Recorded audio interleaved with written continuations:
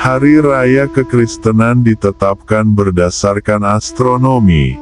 Dua di antaranya ialah Natal dan Paskah.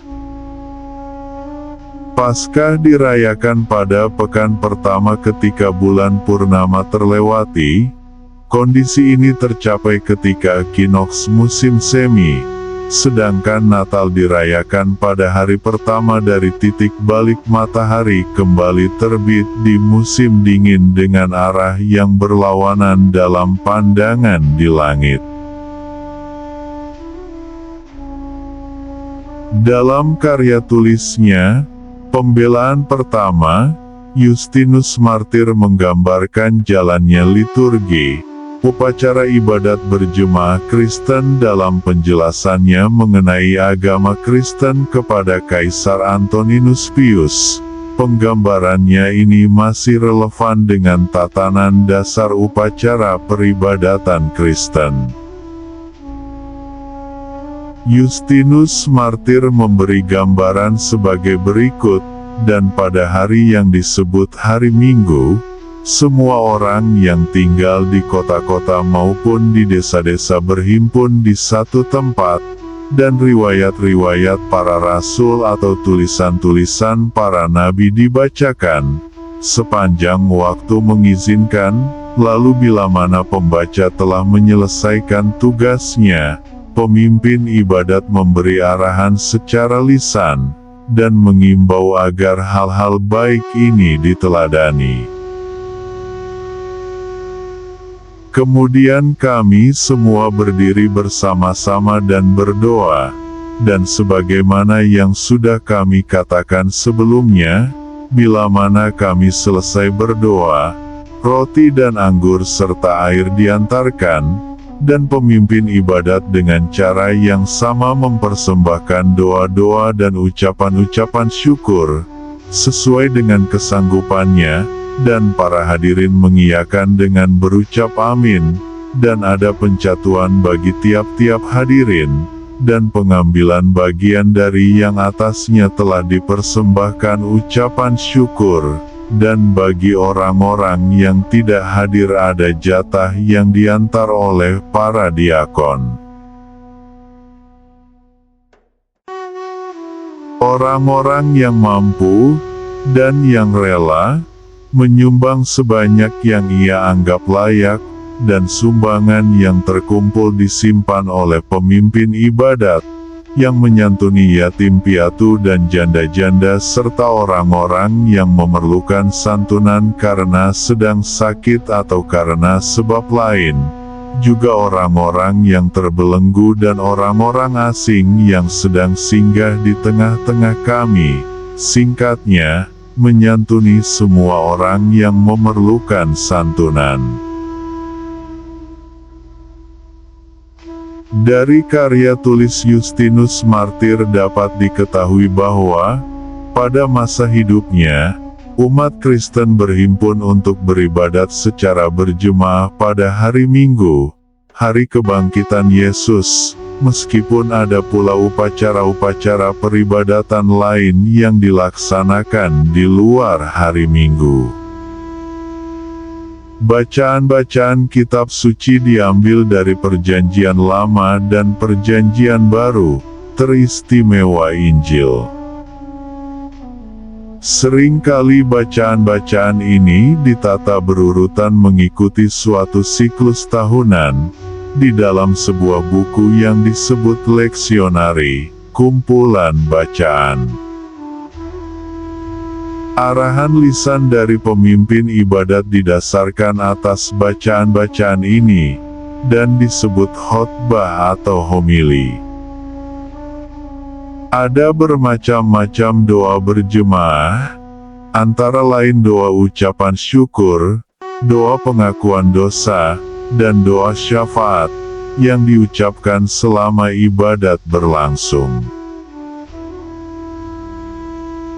Bentuk doa-doa ini juga bermacam-macam, antara lain doa yang didaraskan, doa berbalas-balasan, doa dalam hati, maupun doa yang dilantunkan, doa Bapa kami, atau doa Tuhan, diucapkan secara teratur. Sebagian denominasi Kristen telah meninggalkan tata peribadatan tradisional ini.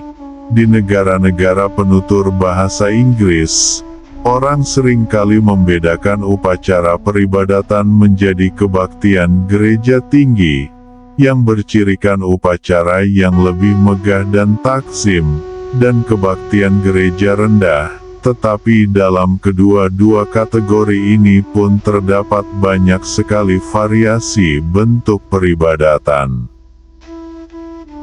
Jemaat-jemaat Gereja Masehi Advent hari ke-7 menyelenggarakan ibadat berjemaah pada hari Sabtu, dan ada pula jemaat-jemaat Kristen yang menyelenggarakan ibadat berjemaah tidak secara berkala, seminggu sekali.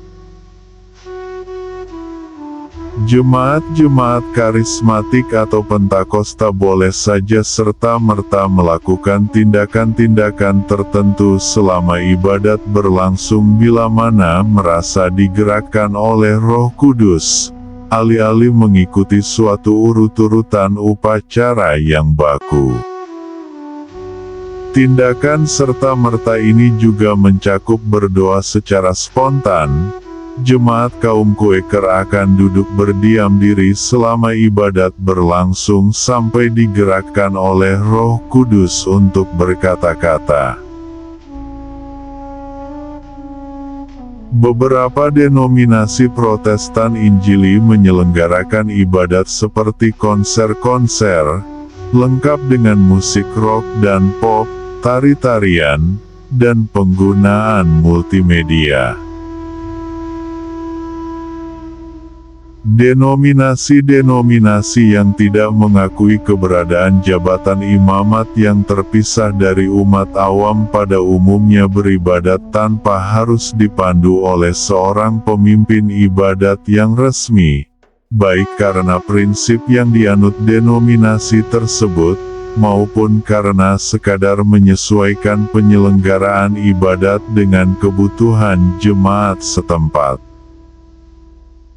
Beberapa denominasi hanya menggunakan musik akapela, baik karena prinsip yang dianutnya. Sebagai contoh, banyak jemaat dari denominasi Sidang Jemaat Kristus menolak penggunaan alat musik dalam ibadat, maupun karena tradisi, seperti di gereja Ortodoks. Hampir semua denominasi Kristen menyelenggarakan upacara perayaan Perjamuan Kudus, yakni upacara pemberkatan dan pembagi-bagian roti dan anggur.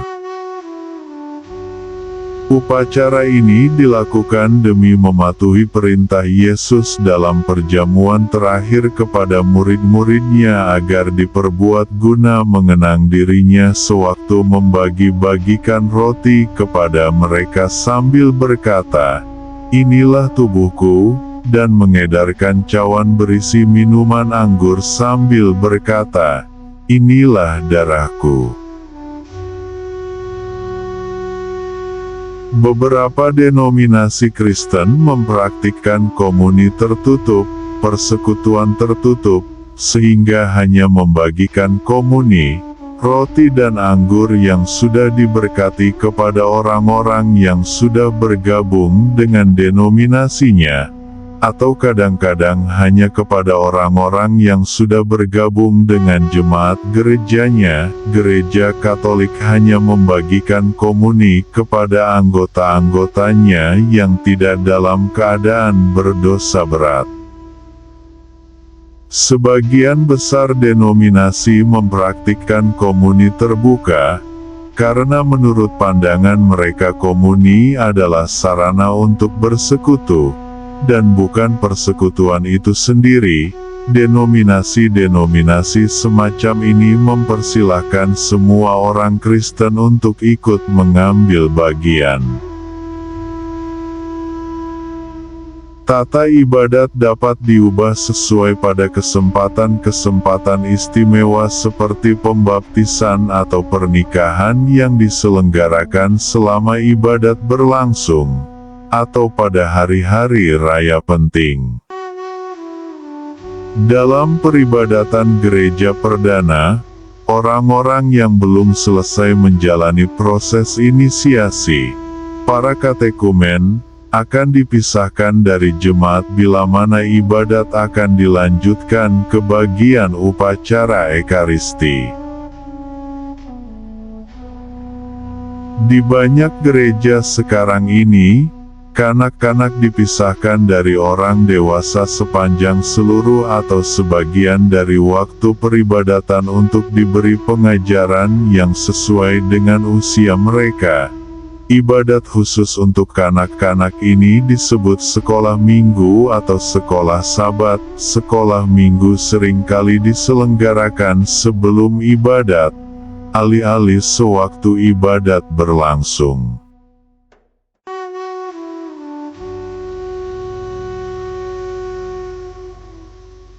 Gambaran tentang perjamuan kudus dari abad kedua, dan di kalangan kami santapan ini disebut Ekaristia, yang tak seorang pun diperbolehkan ikut menyantapnya kecuali yang percaya bahwa segala sesuatu yang kami ajarkan itu benar adanya, dan yang telah dibasuh dengan pembasuhan demi penghapusan dosa, dan demi kelahiran kembali, dan yang dengan demikian menjalani hidup seturut arahan Kristus. Karena bukan seperti roti biasa dan minuman biasa kami menyantapnya, melainkan selayaknya Yesus Kristus Juru Selamat kami, yang setelah menjadi manusia oleh sabda Allah, memiliki daging maupun darah demi keselamatan kami. Demikianlah kami diajarkan bahwa santapan yang diberkati dengan doa dari perkataannya itu, dan yang olehnya darah dan daging kami dipelihara melalui perubahan zat itu, adalah daging dan darah Yesus setelah menjadi manusia. Justinus Martir. Dalam ruang lingkup keyakinan dan praktik agama Kristen, sakramen adalah ritus yang ditetapkan oleh Kristus menjadi saluran kasih karunia ilahi, dan merupakan suatu misteri suci. Istilah sakramen berasal dari kata Latin, sacramentum, yang dijadikan padanan bagi kata Yunani, misterion. Denominasi-denominasi Kristen berbeda pandangan sehubungan dengan ritus mana saja yang dapat disebut sakramen, dan tindakan apa saja yang diperlukan demi kesahihan sebuah sakramen. Definisi fungsional yang paling lazim dari sakramen adalah suatu tanda yang bersifat lahiriah yang ditetapkan oleh Kristus sebagai saluran kasih karunia rohani yang bersifat batiniah melalui Kristus. Dua sakramen yang paling berterima luas adalah sakramen pembaptisan dan sakramen Ekaristi, perjamuan kudus. Meskipun demikian, mayoritas umat Kristen juga mengakui 5 sakramen lain, yakni sakramen penguatan, disebut krisma di kalangan Kristen Ortodoks, sakramen imamat, pentahbisan, sakramen tobat, pengakuan dosa, sakramen pengurapan, dan sakramen pernikahan.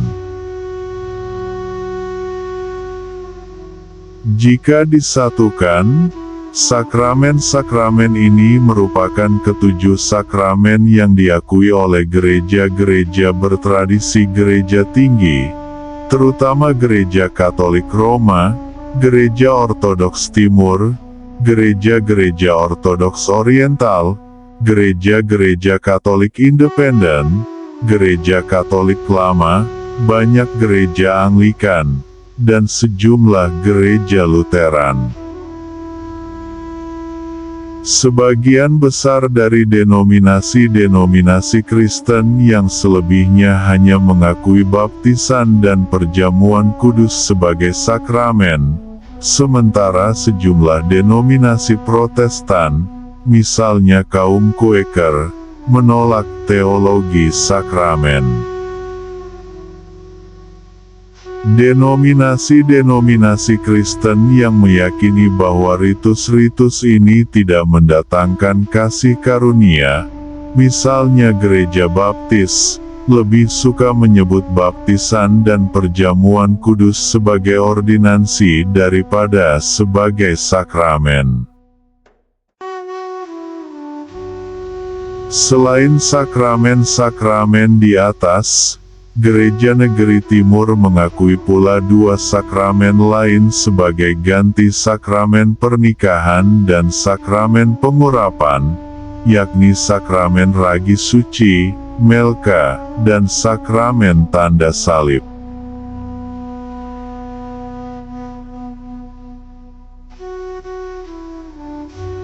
Umat Kristen Katolik, Anglikan, Ortodoks Timur, dan jemaat-jemaat Protestan tradisional menata hari-hari peribadatannya sedemikian rupa sehingga membentuk satu tahun liturgi. Satu siklus liturgi tahunan ini terbagi lagi menjadi serangkaian masa. Masing-masing masa dalam tahun liturgi menonjolkan tema teologi tertentu dan tata cara beribadat tertentu yang ditunjukkan dengan berbagai macam cara menghias gereja, warna-warna paramentum dan vestimentum bagi rohaniwan, nas-nas Alkitab yang dibacakan dalam ibadat, tema-tema khotbah, dan bahkan dengan berbagai macam tradisi serta praktik untuk diamalkan oleh anggota jemaat secara pribadi atau di tempat tinggalnya masing-masing. Penanggalan liturgi Kristen di dunia barat disusun mengikuti siklus tahunan dari pelaksanaan ritus Romawi dalam Gereja Katolik. Sementara umat Kristen Timur menggunakan penanggalan-penanggalan serupa yang disusun mengikuti siklus tahunan dari pelaksanaan ritus gereja mereka masing-masing. Dalam penanggalan-penanggalan ini, hari-hari tertentu diistimewakan sebagai hari-hari suci, misalnya solemnitas, hari raya, untuk memperingati peristiwa-peristiwa tertentu dalam kehidupan Yesus, Maria, atau orang-orang kudus. Ada jangka-jangka waktu tertentu yang ditetapkan untuk berpuasa, misalnya masa Prapaskah, masa puasa. Ada hari-hari yang ditetapkan untuk memperingati peristiwa-peristiwa penting tertentu. Misalnya Memoria, peringatan, ada pula hari-hari yang ditetapkan untuk merayakan Festum, pesta orang-orang kudus. Denominasi-denominasi Kristen yang tidak menggunakan penanggalan liturgi seringkali masih mempertahankan hari-hari suci tertentu sebagaimana yang ditetapkan dalam penanggalan liturgi. Misalnya Hari Raya Natal untuk memperingati kelahiran Yesus, Hari Raya Paskah untuk memperingati kebangkitan Yesus, dan Hari Raya Pentakosta untuk memperingati turunnya Roh Kudus ke atas gereja. Ada pula segelintir denominasi Kristen yang sama sekali tidak memanfaatkan penanggalan liturgi.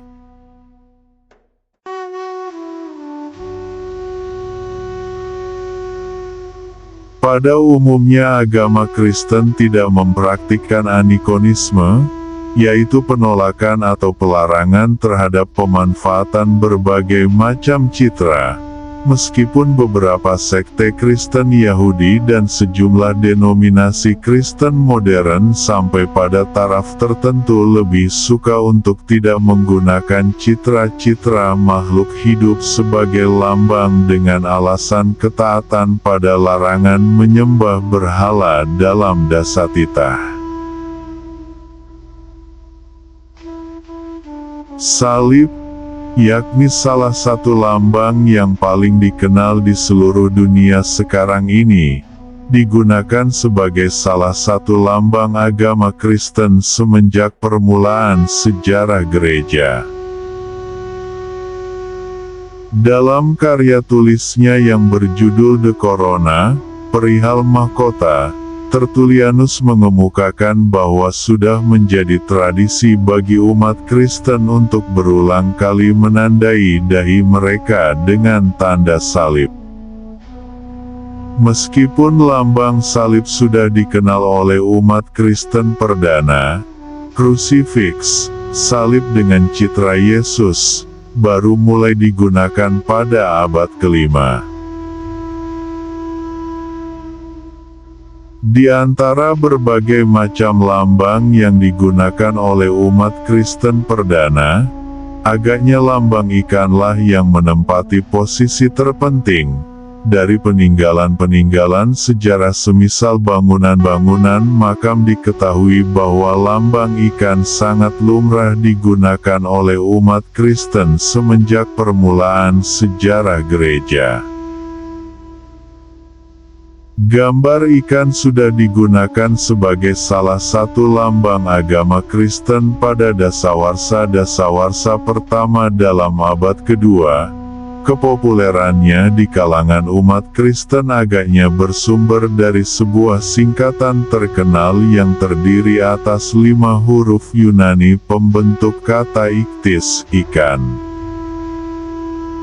Kalimat yang disingkat menjadi kata ichthys ini adalah serangkai perkataan Yunani yang pendek tetapi dengan jelas menggambarkan fitrah Kristus sebagai pribadi yang layak disembah oleh orang-orang percaya, yakni Yesus Kristus Theoios Soter, yang berarti Yesus Kristus, Putra Allah, Juru Selamat.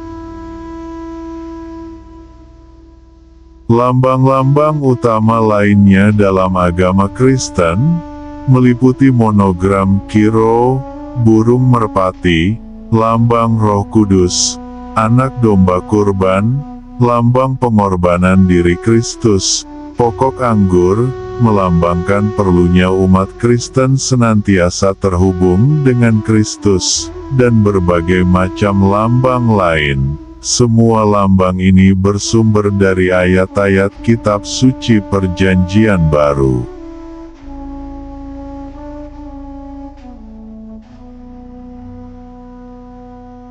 Baptisan adalah tindakan ritual, dengan menggunakan air, untuk mengesahkan seseorang menjadi anggota warga gereja. Denominasi-denominasi Kristen berbeda keyakinan sehubungan dengan baptisan. Perbedaan yang pertama berkaitan dengan permasalahan mengenai apakah tindakan membaptis memiliki arti rohani yang penting. Sebagian denominasi, misalnya Gereja Katolik, Gereja Ortodoks Timur, serta sejumlah gereja Lutheran dan Anglikan, menganut doktrin baptisan demi kelahiran kembali, yang menegaskan bahwa baptisan menumbuhkan atau meneguhkan iman seseorang, dan erat kaitannya dengan keselamatan. Denominasi-denominasi lain beranggapan bahwa baptisan semata-mata adalah suatu tindakan simbolis belaka, yakni suatu pernyataan di muka umum mengenai perubahan batiniah yang telah terjadi dalam diri seseorang, tetapi tidak mengandung khasiat rohaniah. Perbedaan yang kedua berkaitan dengan tata cara pelaksanaan baptisan. orang dapat dibaptis dengan cara imersi, celup, submersi, selam, afusi, guyur, dan aspersi, percik. Denominasi-denominasi yang percaya bahwa baptisan mengandung khasiat rohaniah lazimnya mengamalkan pula tradisi pembaptisan bayi. Semua ortodoksi mempraktikkan pembaptisan bayi, dan senantiasa membaptis dengan cara mencelupkan tubuh si penerima baptisan ke dalam air sebanyak 3 kali berturut-turut dalam nama Bapa, Putra, dan Roh Kudus. Gereja Katolik juga mempraktikkan pembaptisan bayi, biasanya dengan cara mengguyurkan air ke kepala bayi yang dibaptis seraya mendaraskan rumusan Tritunggal.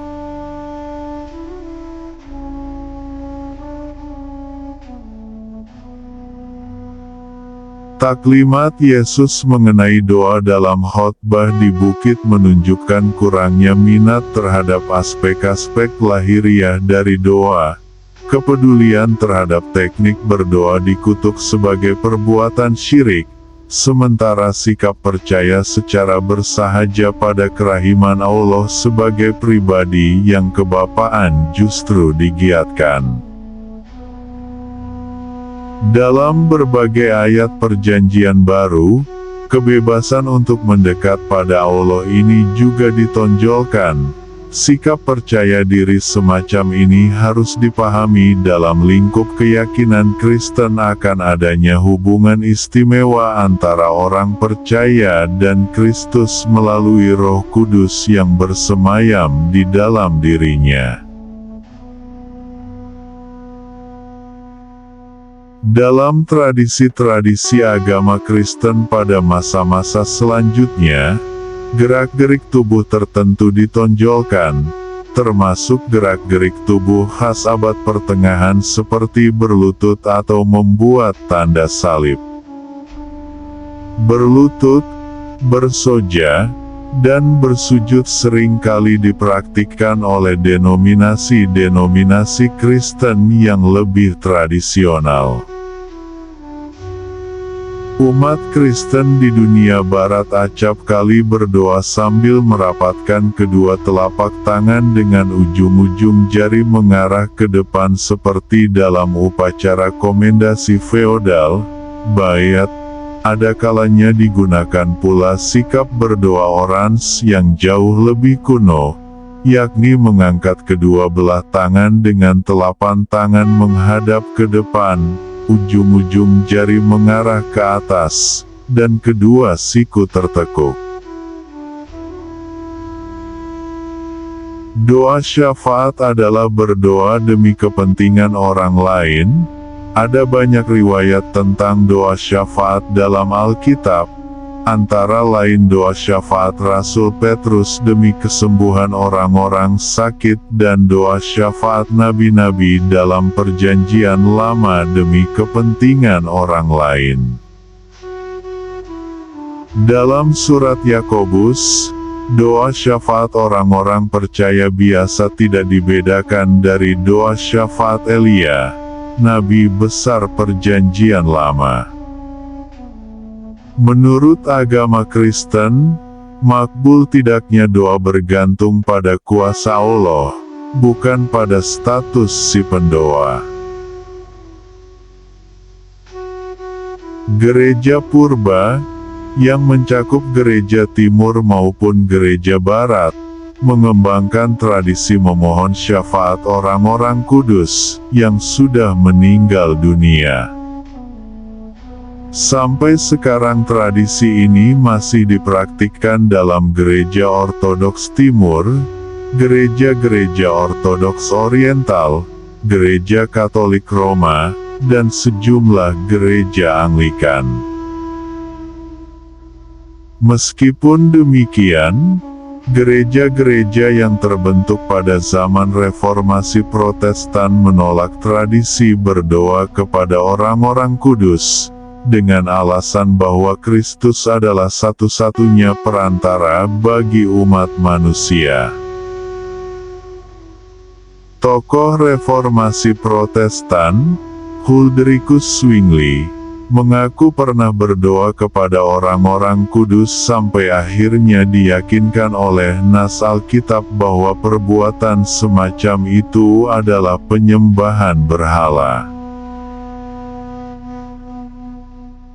Menurut Katekismus Gereja Katolik, berdoa adalah mengarahkan akal budi dan hati kepada Allah atau meminta hal-hal baik dari Allah.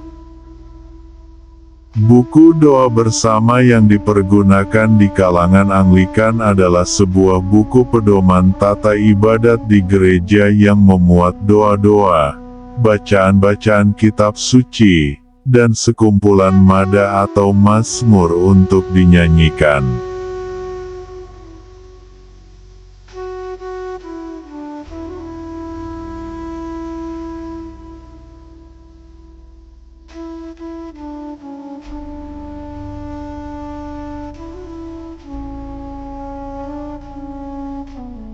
Agama Kristen bermula sebagai sebuah sekte agama Yahudi di kawasan Syam, Timur Tengah, pada pertengahan abad pertama Tarikh Masehi.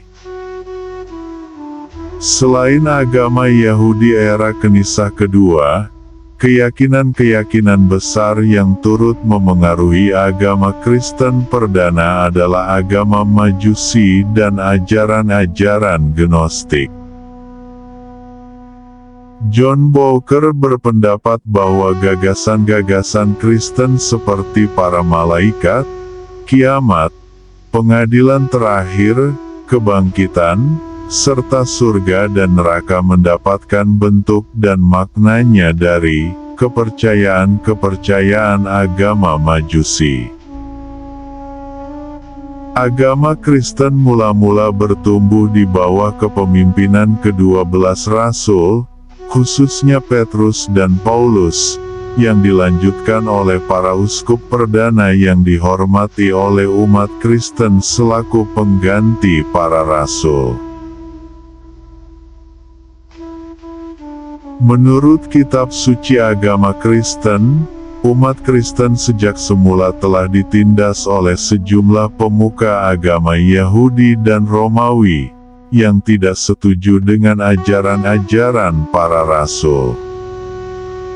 Penindasan ini juga dilakukan melalui pemberian berbagai macam hukuman, termasuk hukuman mati, kepada umat Kristen, seperti yang dialami oleh Stefanus dan Yakobus bin Zebedes. Penindasan-penindasan berskala besar dilakukan oleh pemerintah Kekaisaran Romawi, dan pertama kali terjadi pada tahun 64, manakala Nero mengambing hitamkan umat Kristen sebagai penyebab peristiwa kebakaran besar di Roma. Menurut tradisi gereja, pada masa penindasan Kaisar Nero inilah para pemimpin gereja perdana, Petrus dan Paulus, meninggal sebagai syuhada di Roma.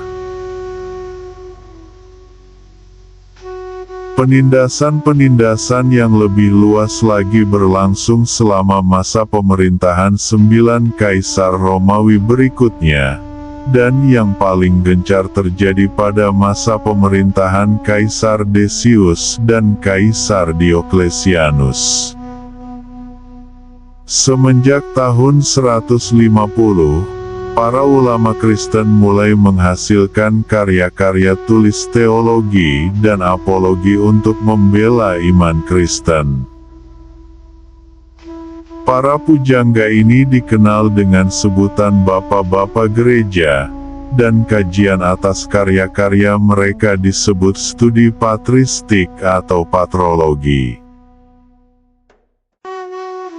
Bapak-bapak gereja terdahulu yang terkenal antara lain Ignatius dari Antiokhia, Polikarpus, Justinus Martir, Irenaeus, Tertullianus, Clemens dari Alexandria, dan Origenes.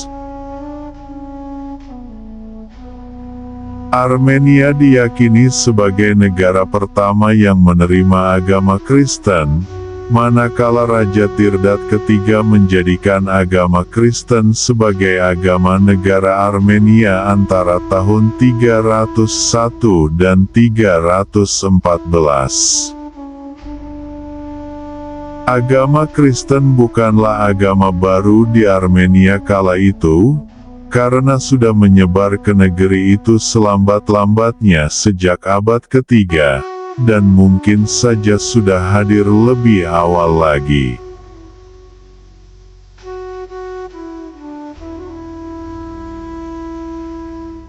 Penindasan oleh negara mereda pada abad keempat, setelah Konstantinus Agung mengeluarkan maklumat toleransi pada tahun 313. Kala itu, penganut agama Kristen masih merupakan golongan minoritas, mungkin hanya 5% dari populasi Romawi.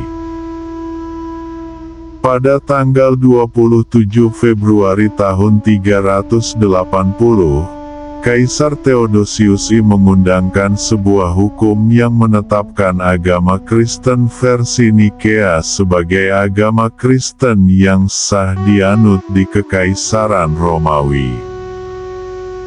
Segera sesudah dijadikan agama negara, agama Kristen tumbuh dengan subur.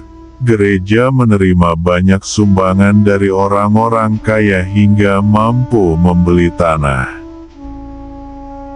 Selambat-lambatnya semenjak abad keempat, agama Kristen telah berperan penting dalam pembentukan peradaban dunia barat. Kaisar Konstantinus juga berjasa menyelenggarakan Konsili Nicea yang pertama pada 325, untuk mengusut tuntas bidah Arianisme, dan merumuskan syahadat Nikea yang hingga kini masih dipakai oleh Gereja Katolik Roma, Gereja Ortodoks Timur, Persekutuan Gereja-Gereja Anglikan, dan banyak gereja Protestanisme. Konsili Nikea adalah yang pertama dari serangkaian konsili oikumene sedunia, yang secara resmi merumuskan unsur-unsur teologi gereja, terutama yang berkaitan dengan Kristologi. Gereja Timur Asiria tidak menerima keputusan konsili oikumene yang ketiga berikut keputusan konsili-konsili yang diselenggarakan sesudahnya, dan sampai sekarang masih berdiri sendiri di luar lingkup persekutuan-persekutuan Kristen lainnya.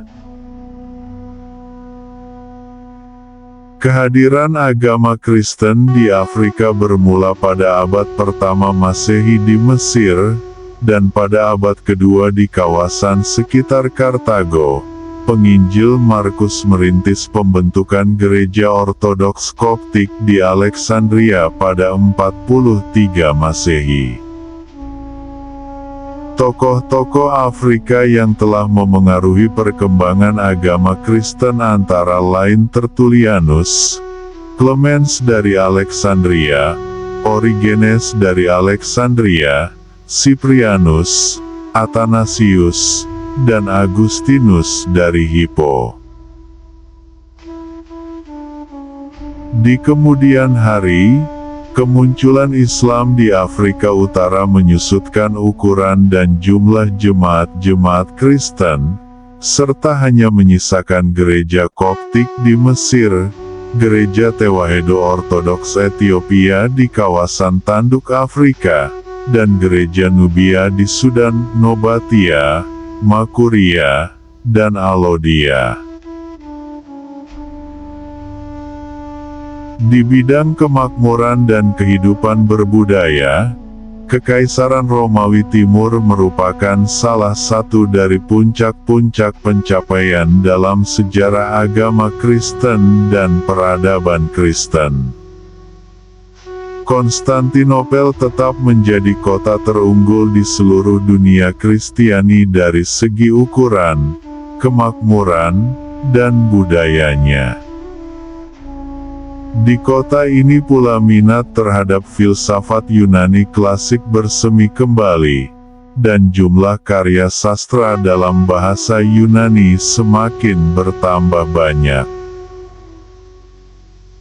Kesenian dan kesusastraan Romawi Timur sangat dihargai di Eropa, dan seni rupa Romawi Timur telah meninggalkan kesan yang bertahan sangat lama dalam kebudayaan dunia Barat.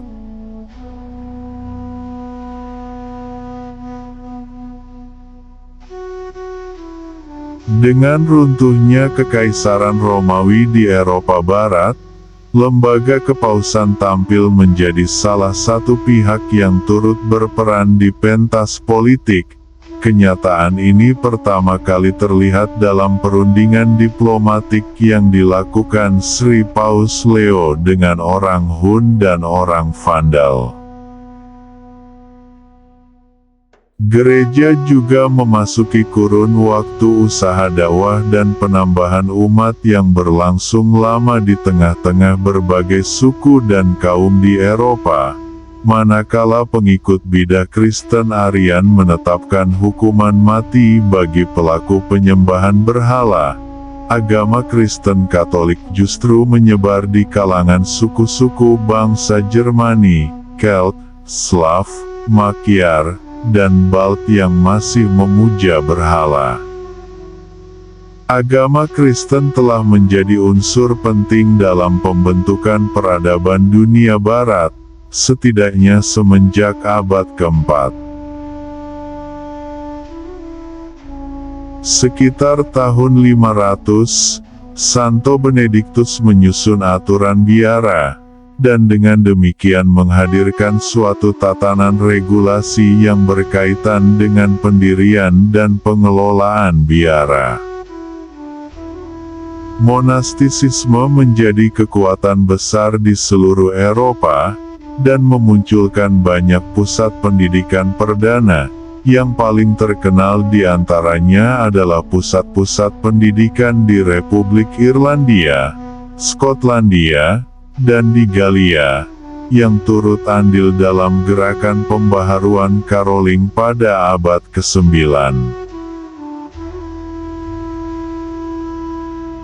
Pada abad ke-7, bala tentara Muslim menaklukkan negeri Syam, termasuk Yerusalem, Afrika Utara, dan Spanyol. Salah satu faktor yang mendukung keberhasilan bala tentara Muslim adalah merosotnya kekuatan Kekaisaran Romawi Timur akibat perang berpuluh-puluh tahun melawan Iran.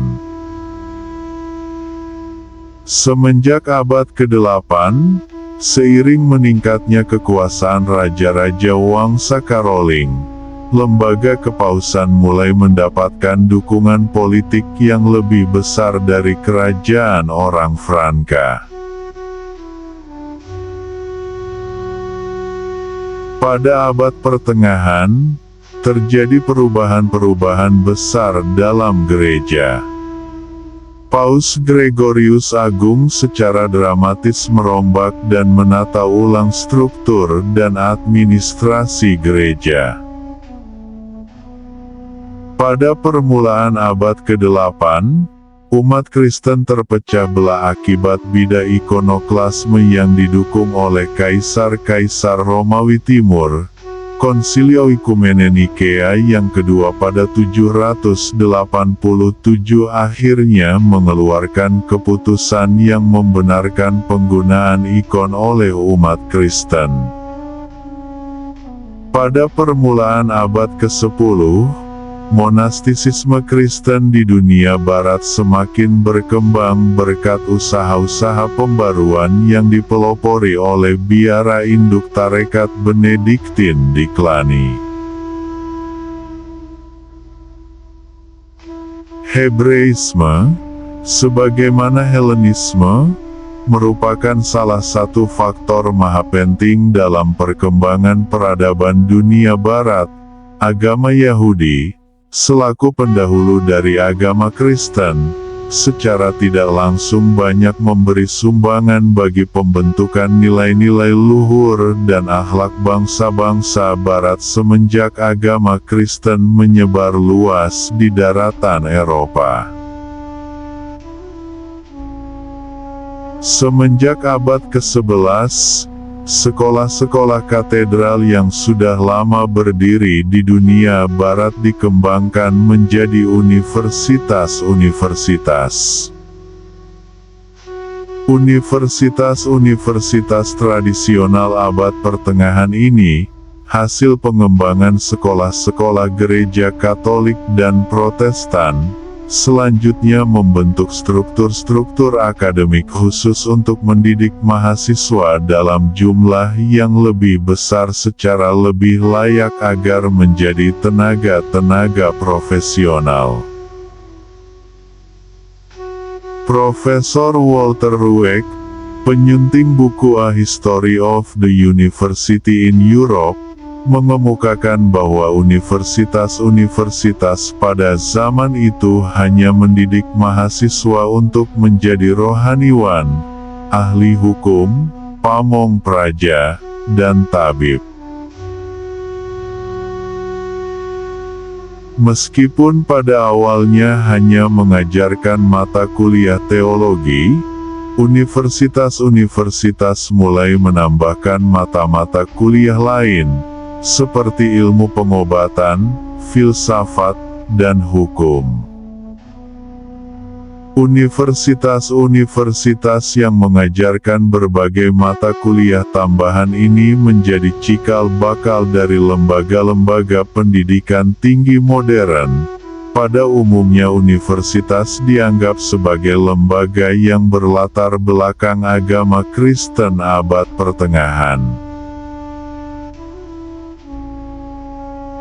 Sebelum universitas-universitas didirikan, penyelenggara pendidikan tinggi di Eropa selama ratusan tahun adalah sekolah-sekolah katedral atau sekolah-sekolah biara, tempat para biarawan dan biarawati mengajarkan berbagai mata pelajaran.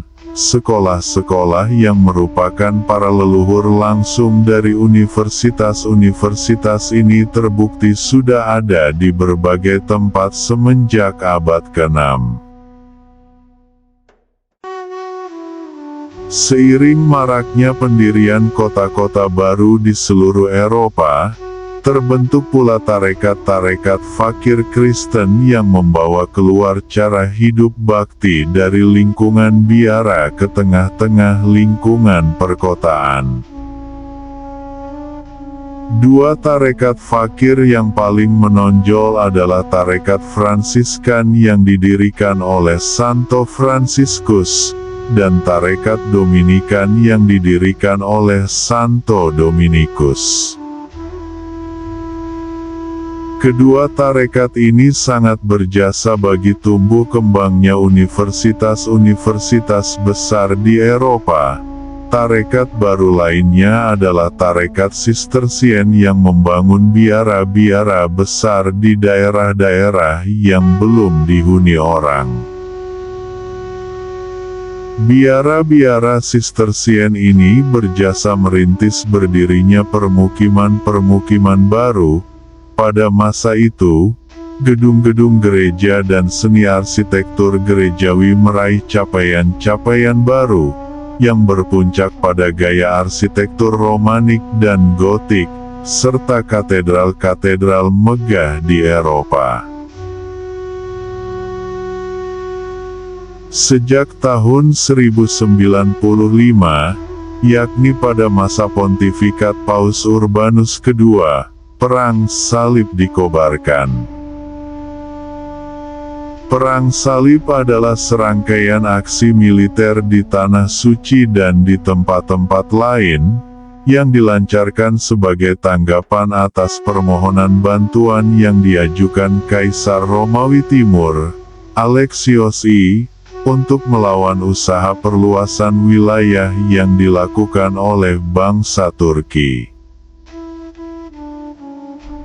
Perang salib pada akhirnya gagal membendung agresi Islam, bahkan menjadi penyebab timbulnya rasa permusuhan di kalangan umat Kristen sendiri setelah kota Konstantinopel dijarah bala tentara Kristen dari Eropa Barat semasa Perang Salib yang keempat. Dari abad ke-7 sampai abad ke-13, umat Kristen di dunia Barat dan umat Kristen di dunia Timur lambat laun terasing satu sama lain. Keterasingan ini bermuara pada skisma yang memecah belah umat Kristen menjadi gereja cabang Barat, yakni Gereja Katolik, dan Gereja cabang Timur, sebagian besar adalah Kristen Yunani, yakni Gereja Ortodoks. Dua gereja ini berselisih pendapat mengenai sejumlah isu seputar tadbir, liturgi, dan doktrin, terutama isu keutamaan yurisdiksi Sri Paus.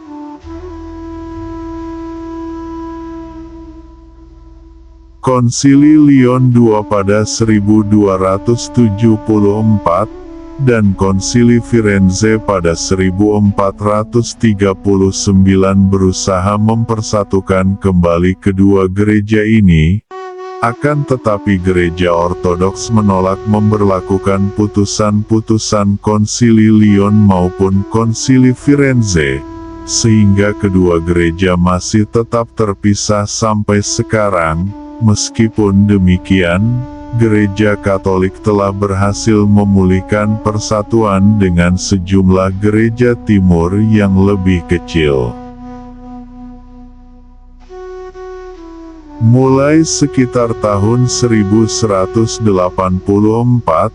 sesudah Perang Salib melawan bidah Katarisme, berbagai lembaga peradilan, yang secara umum disebut inkuisisi, dibentuk dengan tujuan memberantas bidah serta menjaga kesatuan agama dan doktrin Kristen melalui konversi agama dan gugatan hukum.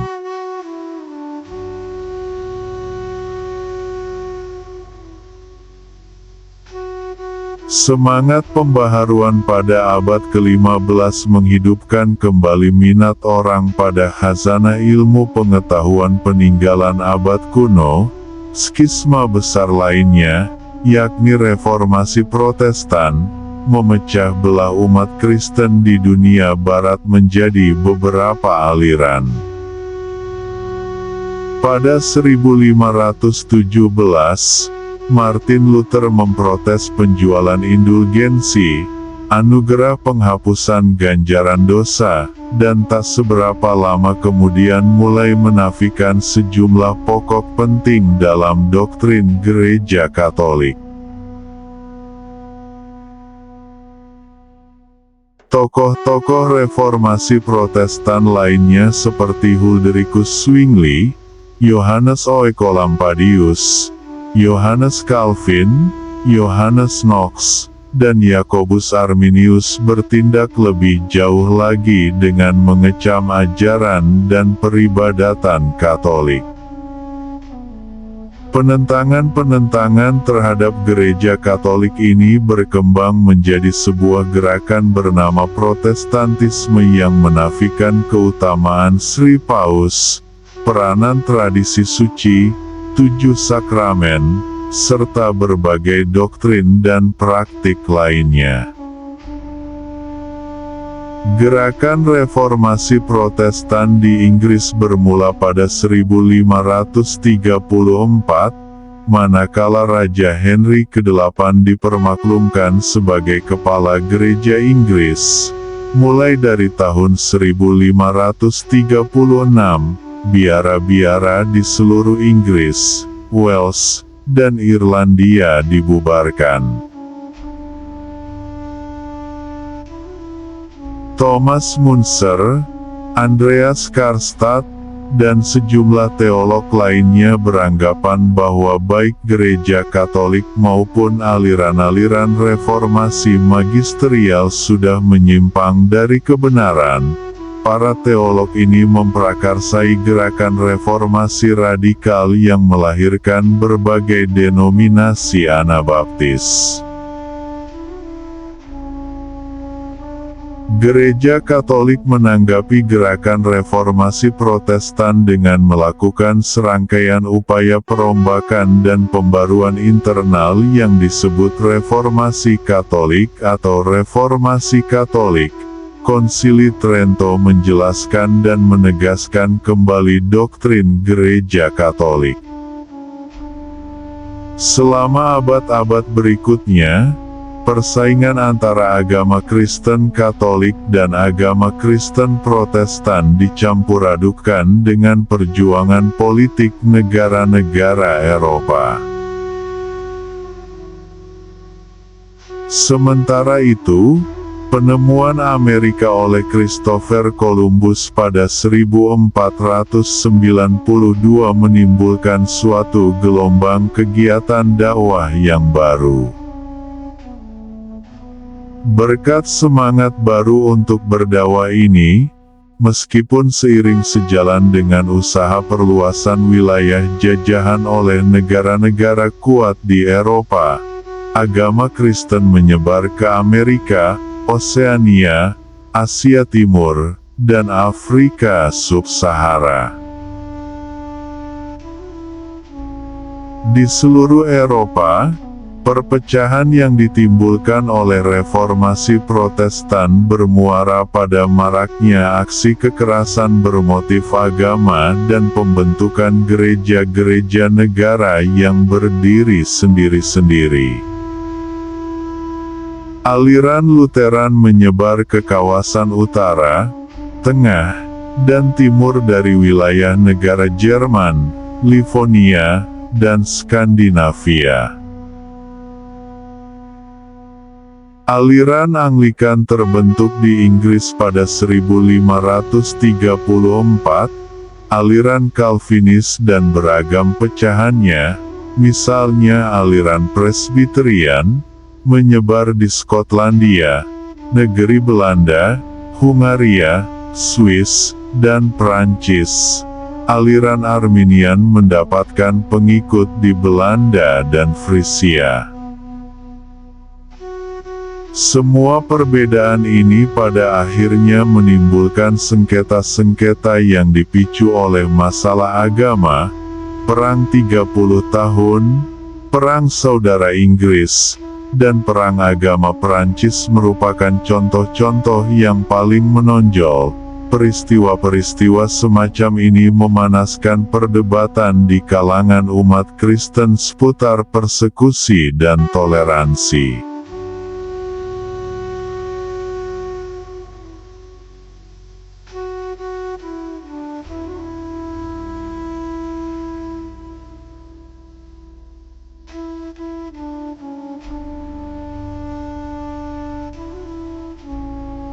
Pada era yang terkenal dengan sebutan penyimpangan besar, manakala abad pencerahan dan revolusi ilmiah di dunia barat menimbulkan perubahan-perubahan besar di bidang kemasyarakatan, agama Kristen dihadapkan pada berbagai macam bentuk skeptisisme dan ideologi-ideologi politik modern tertentu seperti sosialisme dan liberalisme. Agama Kristen ditentang dalam berbagai macam peristiwa yang berkisar dari sekadar aksi antiklerikalisme sampai luapan aksi kekerasan semisal aksi dekristenisasi saat berlangsungnya Revolusi Perancis, Perang Saudara Spanyol, dan gerakan-gerakan Marxis tertentu, khususnya Revolusi Rusia dan penindasan umat Kristen di Uni Soviet oleh rezim ateis. Perkembangan yang sangat pesat di Eropa kala itu adalah pembentukan negara-negara bangsa selepas era Napoleon. Di seluruh negara Eropa, berbagai macam denominasi Kristen sadar sedang terlibat dalam kancah persaingan, pada taraf tinggi maupun rendah, antara satu sama lain maupun dengan negara.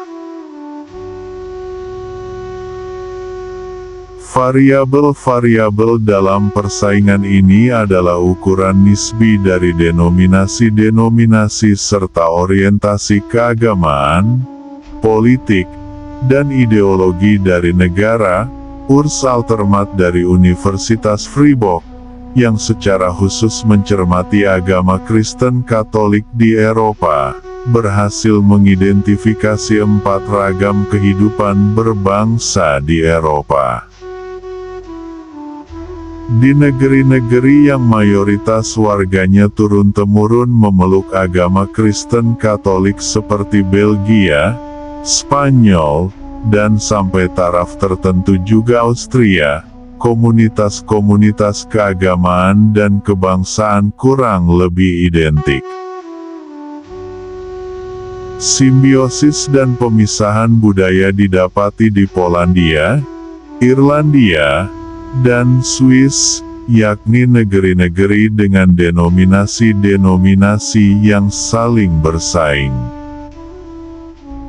Persaingan didapati di Jerman, Belanda, dan juga di Swiss, yakni negara-negara dengan populasi Katolik minoritas yang kurang lebih bangga menjadi anak bangsa dari negeri yang ditinggalinya. Yang terakhir, pemisahan antara agama, khususnya agama Kristen Katolik, dan negara didapati dalam taraf yang tinggi di Prancis dan Italia, yakni di negeri-negeri tempat negara secara aktif menentang kewenangan Gereja Katolik.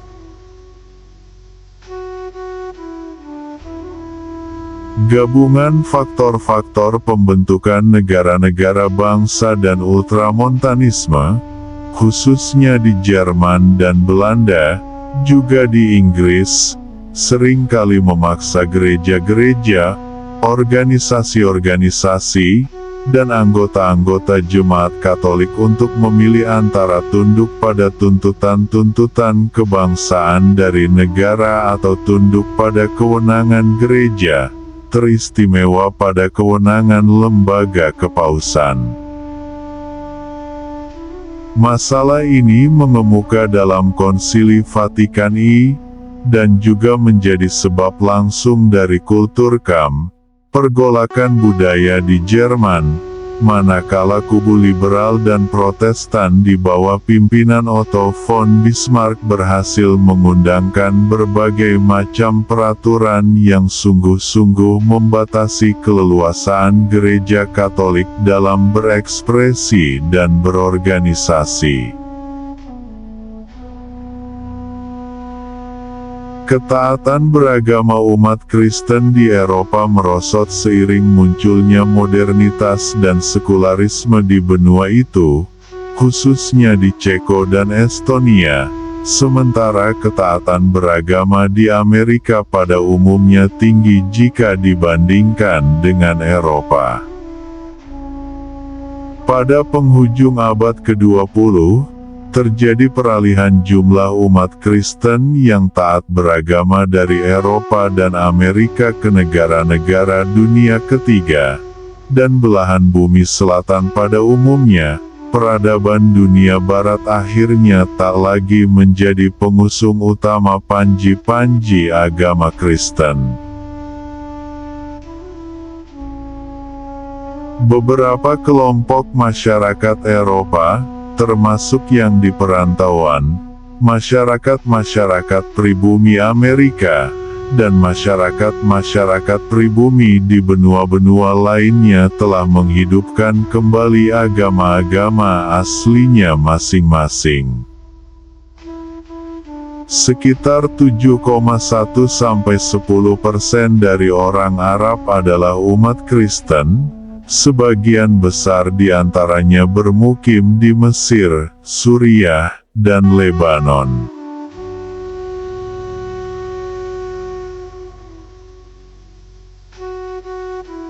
Menurut sebuah naskah Kristen Mesir dari abad ke-12, Ada sebuah gereja yang dibangun di Barus, Bandar Niaga di kawasan pesisir barat Sumatera Utara. Bandar ini diketahui sering dikunjungi oleh saudagar-saudagar India, sehingga gereja di Barus mungkin saja memiliki hubungan dengan umat Kristen Santo Thomas di India. Setelah berhasil menguasai Bandar Goa di India pada 1510, dan merebut Bandar Malaka di Semenanjung Malaya pada 1511, para pelaut Portugis melanjutkan pelayaran niaganya ke berbagai pelosok kepulauan Nusantara. Pemimpin-pemimpin orang kota Makassar di kawasan selatan Pulau Sulawesi beberapa kali mengungkapkan ketertarikan mereka terhadap agama Kristen pada abad ke-16. Permintaan tenaga misionaris Katolik ke Malaka tidak kunjung dikabulkan, mungkin karena ketiadaan rempah-rempah di daerah ini, dan masyarakat di kawasan selatan Pulau Sulawesi akhirnya memeluk agama Islam semenjak 1605. Setelah para saudagar Portugis dianugerahi hak monopoli niaga cengkih dari Sultan Ternate, komunitas Kristen Katolik pertama di Kepulauan Nusantara akhirnya terbentuk di Halmahera pada 1534. Melalui jalur niaga kayu cendana antara Malaka dan Pulau Timor, saudagar-saudagar Portugis berhasil menyebarkan agama Kristen Katolik di pulau-pulau Solor, Pulau Timor, dan pulau-pulau Flores. Pada 1562, para misionaris Dominikan datang dari Malaka dan mendirikan sebuah gereja di Flores. Kota Manado dijadikan pangkalan pertahanan Portugis dalam rangka menghadapi sepak terjang Kesultanan Ternate. Para misionaris Portugis mendakwakan agama Kristen di kawasan utara Pulau Sulawesi antara 1563 dan 1570. Tetapi daerah misi ini akhirnya ditinggalkan ketika orang-orang Portugis diserang bertubi-tubi selepas peristiwa pembunuhan Sultan Hairun di Ternate.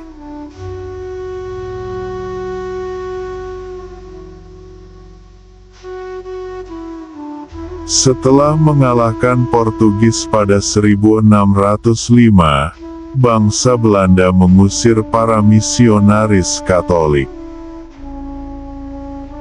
Kompeni Belanda menaklukkan dan menduduki Ambon pada 1605. Warga Kristen Katolik di Ambon, Manado, dan Kepulauan Sangihe Talaut dipaksa beralih keyakinan menjadi Protestan. Pada 1613, Solor jatuh ke tangan Belanda sehingga kegiatan misi Katolik meredup di Pulau Flores dan Pulau Timor, meskipun kedua pulau ini masih dikuasai bangsa Portugis. Agama Kristen Protestan masuk ke Nusantara pada zaman penjajahan Belanda.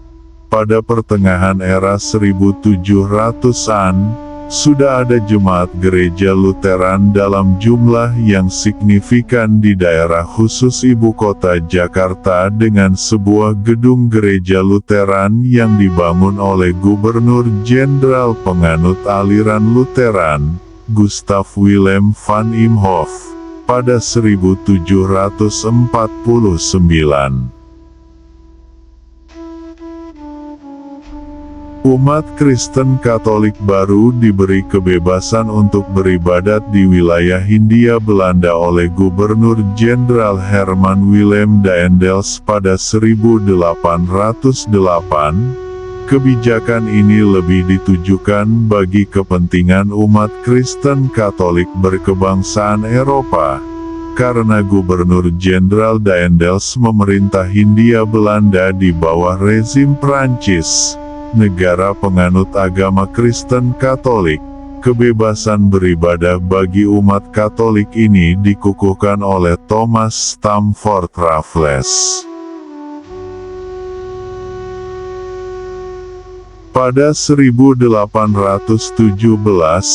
pemerintah kolonial Belanda mendirikan Protestantse Kerk in Nederlands Indie, Gereja Protestan di Hindia Belanda, atau Indische Kerk, Gereja Hindia, untuk mewadahi denominasi-denominasi Gereformeerd, Calvinis, Gereja Lutheran, Baptis, Arminian, dan Menonit.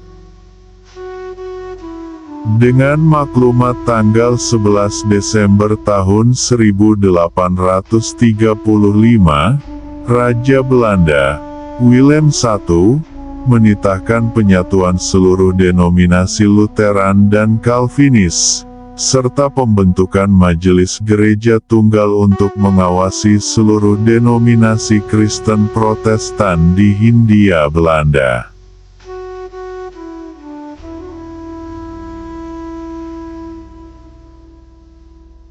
Setelah Indonesia merdeka, agama Kristen, Katolik maupun Protestan, terus bertumbuh sekalipun bangsa Belanda maupun bangsa-bangsa Eropa lainnya diusir dari Indonesia. Agama Kristen tumbuh sangat pesat selepas pemakzulan Presiden Soekarno pada 1965. Pelarangan terhadap komunisme dan kebijakan-kebijakan anti-konfusianisme yang dikeluarkan oleh rezim Orde Baru mengakibatkan orang berbondong-bondong, sebagian besar adalah orang Tionghoa, memeluk agama Kristen. Sejak akhir abad ke-20 sampai dengan awal abad ke-21, banyak misionaris dari Amerika Serikat yang datang ke Indonesia untuk menyebarkan aliran Injili dan Pentakosta. Aliran-aliran yang seringkali disebut karismatik ini merupakan aliran-aliran yang dianggap modern karena menggabungkan keyakinan Kristen tradisional dengan pola pikir modern.